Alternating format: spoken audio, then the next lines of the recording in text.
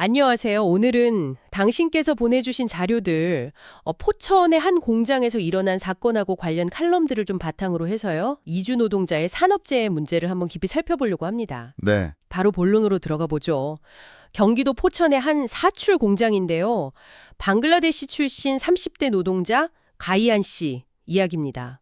이게 3달 전에 작업 중에 손등뼈가 부러지는 큰 부상을 입었는데 중상이네요. 네. 근데 사업주가 치료는커녕 계속 일을 시키고 심지어 기본적인 권리인 산재보험 신청조차 막았다고 하죠. 정말 시작부터 좀 답답한 현실입니다. 네, 그런데 그 자료들을 보면요. 가이안 씨의 고통은 여기서 그치지 않았어요. 그게 더 안타까운데 도움을 받으려다가 오히려 더 큰 절망에 빠졌다는 겁니다. 그 행정사 찾아간 이야기인가요? 네, 맞습니다. 항구가 서툴다 보니까 법률 전문가를 찾다가 변호사로 오인하고 어떤 행정사를 찾아갔는데 오히려 그 사람이 사업주 편에 서서 산재 신청 포기 조건으로 합의를 종용했다는 거죠. 아니, 행정사가요? 그게 가능한가요? 변호사랑 다른 걸로 아는데? 네, 그러니까요. 이게 왜 문제냐면 행정사는 사실 변호사처럼 어떤 법적 대리나 소송 업무 범위가 굉장히 제한적이거든요. 근데 때로는 이렇게 이해관계가 충돌할 수도 있는 거고요. 가이안 씨는 내용을 제대로 알지도 못한 채 섬멸하고 수수료 22만 원까지 냈다고 해요. 수수료까지. 네. 근데 치료비는 결국 못 받았고요. 이게 정말 단순히 한 개인의 불운이다 이렇게 볼 게 아니고 자료들이 지적하듯이 이주 노동자들이 처한 어떤 구조적인 위험? 이걸 보여주는 아주 상징적인 사건이라고 할 수 있습니다. 정말 그 지점이 안타까운데요. 원래 산재보험이라는 게 일하다 다친 모든 노동자, 국적 불문하고 치료랑 생계를 보장해주는 사회 안전망이잖아요. 그렇죠. 기본 취지는 그렇죠. 근데 이 제도가 가이안 씨 같은 이주 노동자들한테는 사실상 그림의 떡인 경우가 많다, 이런 얘기네요. 자료에 나온 그 조사 결과 저도 보고 좀 충격적이었는데요. 건설 현장 조사 말씀이시죠? 네, 건설 현장에서 다친 이주 노동자 10명 중에 거의 7명, 68%가 산재 처리를 아예 못 받았고 또 17%는 산재보험으로 치료나 보상이 된다는 그 사실 자체를 몰랐다고 하니까요. 이게 정말 말씀하신 대로 권리는 있는데 접근을 못하는 권리의 사각지대네요. 자료들에 따르면 정확히 그렇습니다. 사업주가 일부러 산재 발생 사실을 숨기거나 아니면 신고 안 하는 조건으로 돈 조금 지어주면서 불리한 합의서 쓰게 만드는 경우가 이게 비일비재하다는 거예요. 그건 명백한 불법 아닌가요? 당연히 불법이죠. 그런데 이주 노동자들은 아시다시피 언어 문제도 있고 또 절차가 너무 복잡하니까 정보도 부족하고요. 그리고 무엇보다 제일 큰 게 체류 자격에 대한 불안감. 이런 것 때문에 부당한 요구에 선뜻 저항하기가 어려운 현실입니다. 자료들은 이게 그냥 일부 나쁜 사장님 문제가 아니라 어쩌면 산업 현장 전반에 좀 퍼져 있는 관행적인 문제일 수도 있다고 지적하고 있어요. 그 사업주들이 그렇게 산재를 숨기려는 이유가 단순히 그냥 책임지기 싫어서 그거 말고도 다른 이유가 있을까요? 자료 보니까 보험료 오르거나 당국 관리 감독 심해지는 거 이런 거 피하려고 그런다는 분석도 있던데요? 네, 맞습니다. 자료에서도 그런 점들을 중요하게 짚고 있어요.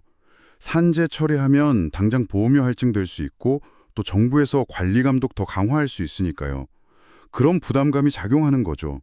결국에는 비용 줄이고 좀 편하게 가려고 노동자의 안전이나 권리는 그냥 뒤로 미루는 그런 구조적인 압력이 있다는 겁니다. 구조적 압력이라. 근데 더 심각한 건요. 이런 노동자들의 그 취약한 상황을 오히려 파고드는 존재들이 있다는 점이에요. 바로 일부 브로커 행정사들 문제입니다. 아까 그 가이안 씨 사례에서 나왔던 그 행정사 같은 그런 경우를 말씀하시는 거죠? 그렇습니다.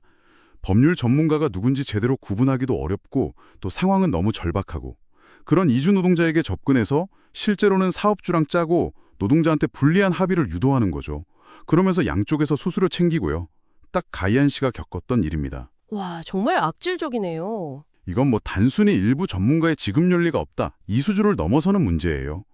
자료들을 보면 이런 브로커 행위를 제대로 걸러내지 못하는 관리 감독 시스템의 어떤 허점, 그리고 이주 노동자들 대상으로 한 실질적인 권리 교육이나 법률 지원 시스템이 부족한 거, 이런 게 다 복합적으로 작용한 결과라고 분석하고 있습니다. 듣고 보니까 정말 여러 단계의 문제들이 막 얽히고 설켜서 이주 노동자들을 더 깊은 수렁으로 빠뜨리는 그런 형국이네요.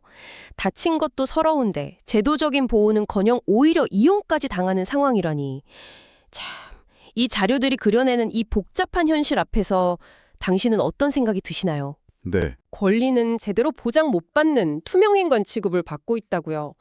어쩌면 우리가 그냥 당연하게 누리는 일상의 편리함 뒤에 그들의 이런 보이지 않는 고통이 있는 건 아닌지 좀 돌아보게 되는 것 같습니다. 네. 오늘 저희가 살펴본 자료들은 바로 그 점을 가이안 씨의 안타까운 사례를 통해서 아주 명확하게 보여주고 있죠. 이주 노동자가 겪는 산업재해 처리 과정에서의 어떤 다층적인 어려움, 그러니까 권리의 사각지대라는 현실, 또 사업주의 조직적인 방해나 은폐 시도, 일부 전문가의 브로커와 그리고 이 모든 걸 가능하게 만드는 어떤 제도적 미비점과 사회적 무관심이라는 그런 구조적인 문제들 말입니다. 네. 핵심은 그거죠. 산재보험이라는 제도는 분명히 있는데 실제로는 언어, 정보, 불안감, 또 시스템의 허점 이런 것들 때문에 많은 이주 노동자들이 그 문턱조차 넘기 어려운 참 역설적인 상황이라는 겁니다. 자료에 나왔던 한 구절이 계속 마음에 남네요. 가이안 씨의 부서진 손은 시간이 지나면 아물겠지만 그의 부서진 신뢰와 우리 사회의 부서진 양심은 어떻게 치유해야 할까? 통역 지원을 늘린다거나 브로커 처벌 강화 같은 제도 개선도 당연히 시급하겠죠. 필요하죠. 하지만 근본적으로는 이주 노동자를 그냥 값싼 노동력으로만 볼 게 아니라 우리와 동등한 권리를 가진 동료 시민으로 인정하는 그런 인식의 변화가 필요하다. 이런 메시지를 강하게 던지고 있는 것 같습니다. 당신은 오늘 이 이야기를 통해서 우리 사회에 보이지 않는 노동과 그 그늘에 대해 앞으로 어떤 질문을 던져보시겠습니까?